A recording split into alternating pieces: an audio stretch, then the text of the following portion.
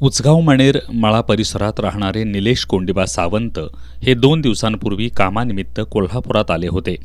सावंत हे 2 दिवसांपूर्वी रात्री उशिरा शाहूपुरी व्यापारी पेठेतून घरी जात होते.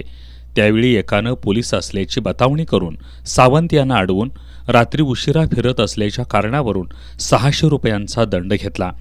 यानंतर तोतया पोलिसाने सावंत यांच्या पत्नीला फोनवरून धमकी देत सावंत यांच्याकडील 20,000 रुपये किमतीचा मोबाईल संच हिसकावून घेतला होता.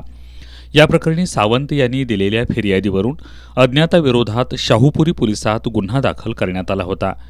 पोलिसांनी या प्रकरणी पन्हाळा तालुक्यातील आवळी इथल्या महेश पाटील या संशयिताला अटक केली आहे. त्याला न्यायालयात हजर केलं असता न्यायालयानं त्याला 1 दिवसाची पोलीस कोठडी सुनावली आहे.